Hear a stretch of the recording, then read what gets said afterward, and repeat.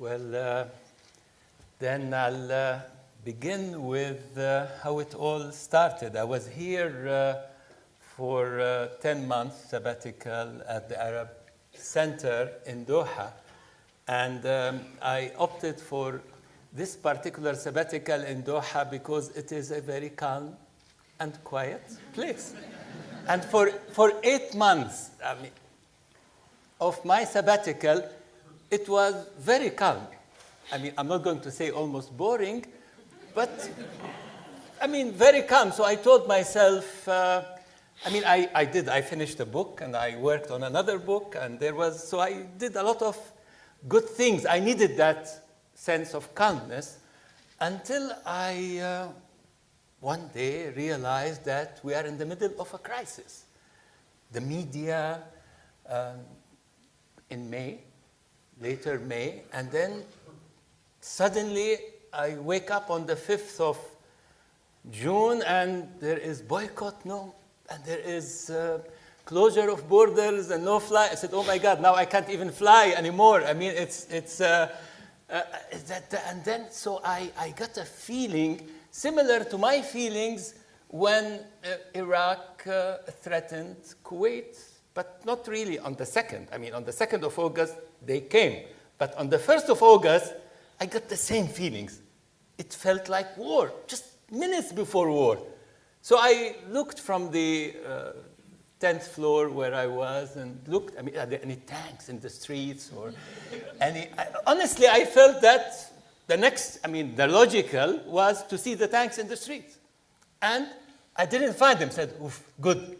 At least I can go to the Arab Center, but maybe they are there in disguise and I will be arrested and accused, and I see some of my colleagues' names all over the place and on the terrorist list, so it's going to be tough. So I was totally shocked and surprised, because as far as I know, Qatar and all the other GCC, they were fighting together in Yemen. That everybody was together on some sort of a policy in Syria. That they together worked against Muammar al-Qaddafi. That they together supported all kinds of the Iraqi system to fight ISIS. They were part of the war on terror. So, wow, how did this all happen? And then I remembered that wasn't King Salman in Doha a few months ago? Oh my, what happened? In 3-4 months or 5 months. And wasn't the Emir of Qatar in Riyadh? And they were all shaking hands and smiling. What would this tell me about the region and about the way politics, this sudden shift overnight is problematic. But it just happened. However, I relaxed when I heard that the Emir of Kuwait is starting a mediation immediately. So I said, at least somebody is standing outside of the conflict and is having a view on it that could bring about a solution. But I didn't really calm, honestly, until I saw the Turkish parliament make a decision to send troops. I realized that such a situation is going to need such a balancing act. And that's when I relaxed. Usually I smile, but now for 2 days I wasn't smiling. Now I started to smile. I felt relaxed. I made some calls. I was in a good shape. I went back to my routine and exercise and everything. So you really had a big change with this. But then I looked at what Qatar was doing. They were managing the crisis well. I said, usually a crisis makes you manage a crisis with tension. I saw the Qataris calm, collected. Their foreign minister was working very well. And there was no tension in the way they managed the crisis. They opened a route with Oman. They created a good connection with Iran on issues of trade and ports. They managed to work out relations with Europe. And then so I said, that looks like, so what did the others expect? They expected that the Qatar will immediately come and capitulate and say, whatever you want. That's it. But that didn't happen. There was a big, major miscalculation in this entire approach of blockade and boycott that took place. And as a result of that, Qatar was able to hold itself, and there is a balance of power. What we are entering, as it seems to me, is we are now at the, to use Churchill's words, the end of the beginning, and not the beginning of the end. And it's in this context where I see new axis in the region, new power structures, and Qatar has a new birth in its own. It's liberated from certain contacts and relations. It could treat itself as an island in an ocean. It can build new strategies and structures and approaches, and yet the blockade and the sanctions can slowly fall out of its own weight and out of its own irrationalism regarding at least human rights and travel and families and so many things. So it's a long one as I see it, and it does create new balances and new relationships in the region that will fit this wider situation. So in a way, do I still believe there will be 2022, we're going to come to the games here? I think we're going to come to the games here.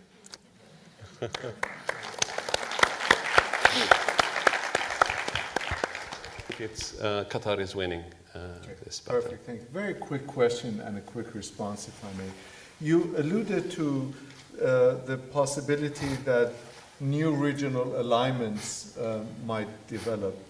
Do you see a future for the GCC, or, as Abdullah mentioned, do you think it's going to be a forum for drinking sweet tea and not much more substantive action? Well, as a result of the crisis, we do realize that the GCC has become extremely weak. And Oman is in one direction. Kuwait is in another. Not somewhere in between. And then you have Saudi Arabia, Bahrain, and the United Arab Emirates. So the GCC is already split, divided, weak, and doesn't have a mechanism for conflict resolution, and has not evolved because it never really gave a voice to people and populations, and it stayed elitist and within a very small margin of what elitism is, with just kings and very few.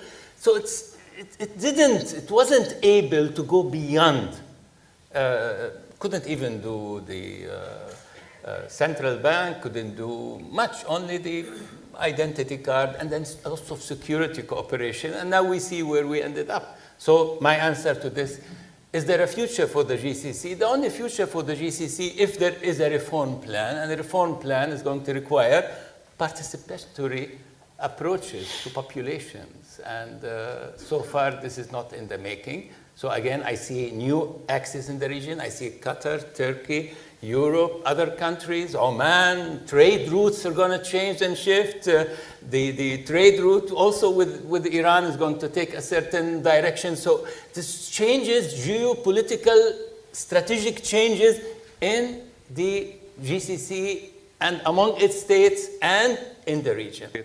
For bullying. Thank you. Shafeeq? Well, I think that most of the important points have been mentioned, and I will only maybe put it in the context of the Arab Spring. The Arab Spring of 2011 gave a voice to the populations of the region. And then there was a counter-revolution. And the counter-revolution was set to try to eliminate, destroy, get out of the way everybody that supported the Arab rebellions. And in a way, Qatar had a certain position within that context. And adding to that is the tensions that are spread in the region. The Yemen war. I mean, when the Yemen war started, I felt it's going to bring us more tensions across. It reminded me with how Saddam Hussein started the Iraq-Iran war. 8 years into the Iraq-Iran war, he lost a lot of money. He looked around, he saw Kuwait. a little bit vibrant, semi-democratic, able to express itself. He put his hand on Kuwait. So in a non-democratic region, you expect politics to be sudden shifts, sudden emergency crisis all the time. You sleep on one news, you wake up on another news. It doesn't mean you're not safe. I'm not scaring you. But it is the case until we have institutions that can balance. I mean, if we leave it to President Trump, he would have occupied half of the world. But luckily, there are all these institutions in the US that the Americans have worked so hard to build that will put restraint on his decisions. In our part of the world, there is no restraint. You wake up, you dream a dream, you go, you implement it the second day. Who can tell you no? Everybody will go along with you from among those who are around you. And that's part of the way the Arab world. So I think what this crisis is doing in many ways, this whole blockade against Qatar, it's really creating a serious attrition to the legitimacy, the political legitimacy of everyone involved in it. Thank you. For the US. Perfect, thank you. Shafeeq, I see you took some notes. Yeah. Very quickly, you want to address the question? Well, Very quickly. very quickly. I mean, within the demands, there was terrorism. But the definition of terrorism could vary. I mean, like the Muslim Brothers, there is nothing terroristic about the Muslim Brothers. They are a non-violent political group operating all over the Arab world. They are part of the government of Morocco. I just came from Morocco. It's an open country, and it has a government that is led by the Muslim Brothers. So just giving this accusation of terrorism on human rights activists, anybody in the opposition, within the 13 demands, there is all of closing a Jazeera.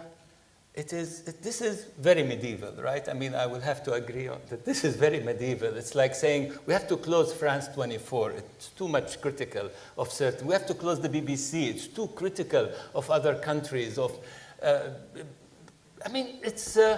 It doesn't work this way, and the world has changed. And it seems that these demands, when you look at them, you realize they are totally outdated from the beginning, from the first one.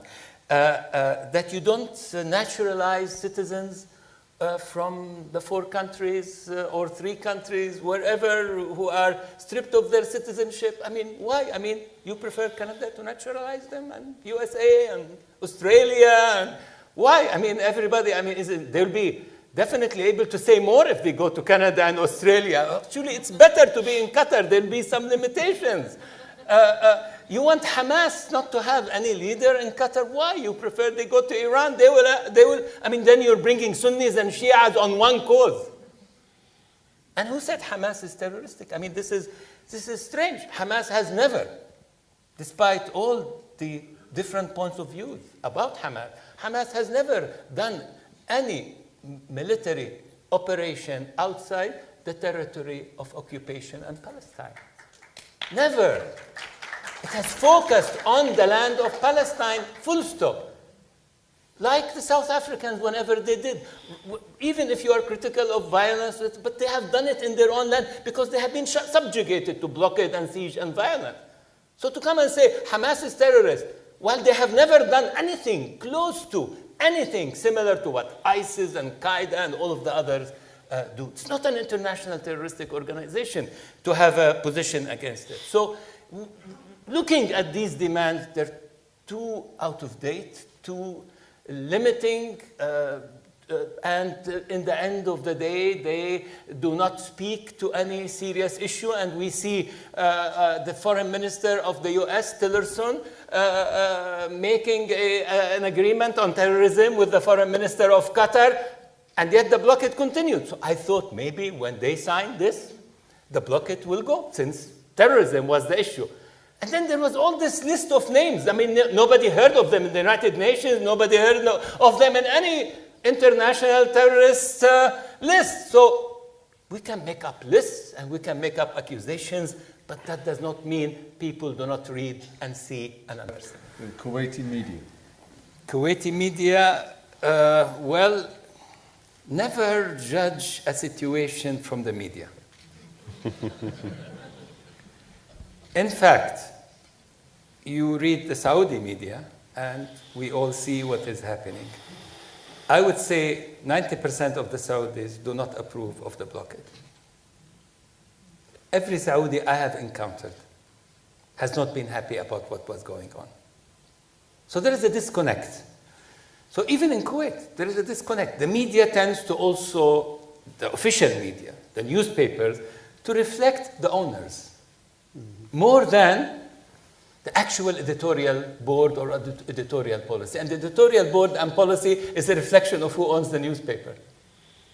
So if commercial interests own a newspaper and they have commercial interests all over around in the GCC, make sure it's going to be in a certain direction. It's not this free media in that context. So I see limitations to our media, and if I want to see a mirror, I will see it more in the social media, but also keep in mind embassies are in the business of bringing young men and women who speak on the social media to court. And we have cases in Kuwait. I mean, the interesting fact is that ambassadors in the US, Arab ambassadors, are always in the business of responding positively to the New York Times on a negative editorial about their particular country. Unfortunately, in the Arab world, they don't have to do that. They just take you to court and throw you in jail. On statements like insulting the country or putting down its giant economy or saying statements of a certain nature.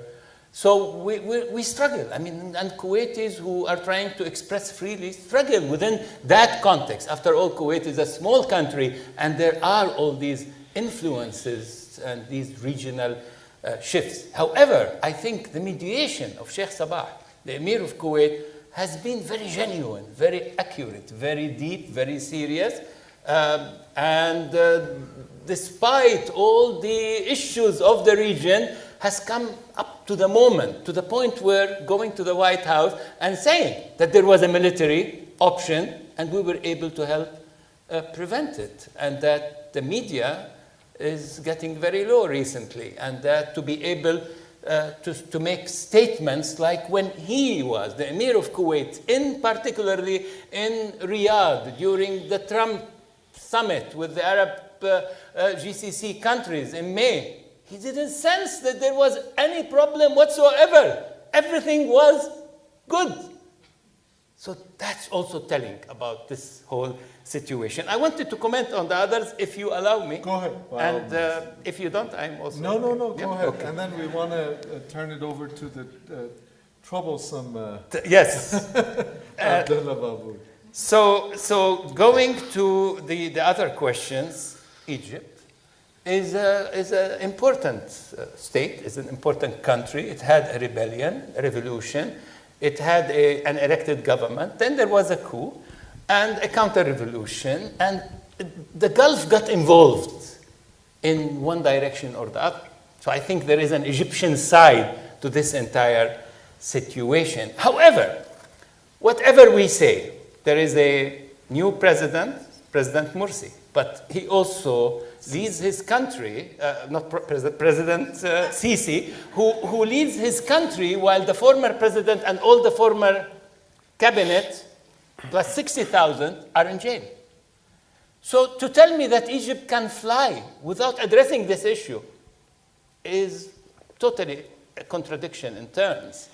And to blame Qatar for the situation in Egypt is also a contradiction in terms, unless Egypt is able to come to a serious compromise within, release people from jail, come to a dialogue, create some sort of a venue for opening up the entire system, Egypt will continue from one crisis to the other, from one shift to the other, and the economy will only do worse and worse. And so that's corner. That's an issue here. Why Egypt is part of the blockade and why the Egyptian situation is so complex and at the same time needs a resolution. And there has not been a resolution, and human rights is suffering in Egypt. And then the whole question on the two views and etc. I think the trust, yes, has been broken. I mean, 14 was important, but now this year it broke the trust. It doesn't mean that things could improve in terms of human interactions, trips, visits, maybe the borders, but I think there is something deeper that will remain, and that I think there is a train that has left the station. You're not going to go back on all this investment in Oman. Qatar is already invested. So the longer the crisis, the more these are serious. Qatar is not going to tell the Turkish base, the crisis is over, goodbye. They're going to tell the Turkish base, the crisis is over, please bring more Turks. And it's going to improve relations with so many European powers to guarantee a solid situation, envisioning another adventure, potentially, to avert any invention. So then, yes, life could go on, but I think there's going to be a lot, and so this relation with the Turks, this neutrality with the Iranians, this situation with Europe, this talk at the international level and in the regional level, and the relation with Kuwait, among others, all of that will continue at a certain level politically in this new axis in the region. So we're going to live with an axis of power structures for a long time, and then you see it as part, who knows, then there could be stage 2 Arab Spring. Those who don't like the Arab Spring, stage 2, 2022 or 2023. Let's hope after the football games. and then so then all these axes will come into operation in different levels and ways.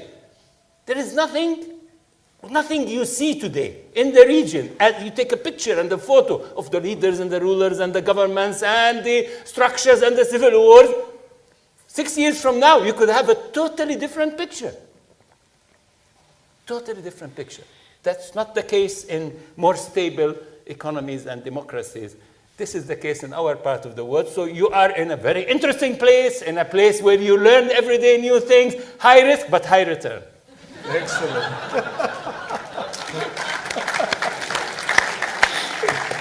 Excellent. Abdullah, thank you. The question had to do with the orange elephant in the room, the role of Donald Trump.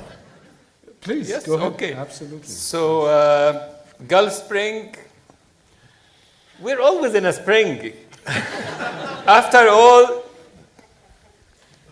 what happened in 2011 has not stopped.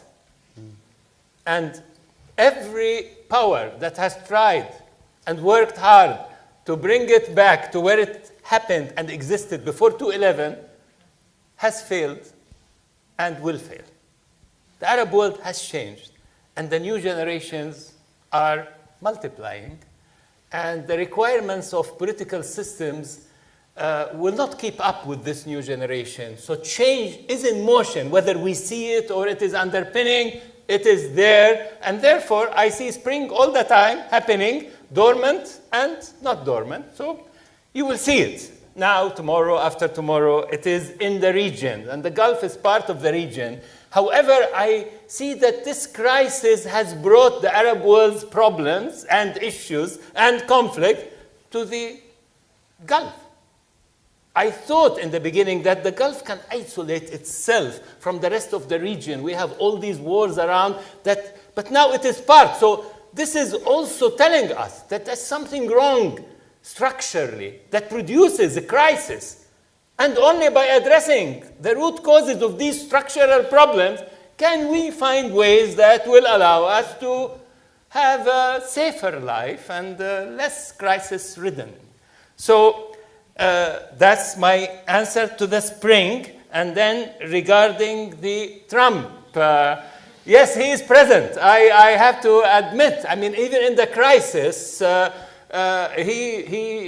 his tweets were part of the crisis, part of the blockade as well. And then he wakes up sometimes and he makes a tweet that makes him look at he's part of the blockade, and that's what happened. So he did escalate. Luckily, America is about institutions, is about from Congress all the way to even institutions of government, and that people have a certain level of commitment to their society and representation. And that made the other part of America show a different face and put limits to what Trumpism is able to do. So I think without Trump, maybe this crisis would not have erupted. Yes, with Obama, it couldn't have erupted. He would have been tough on it.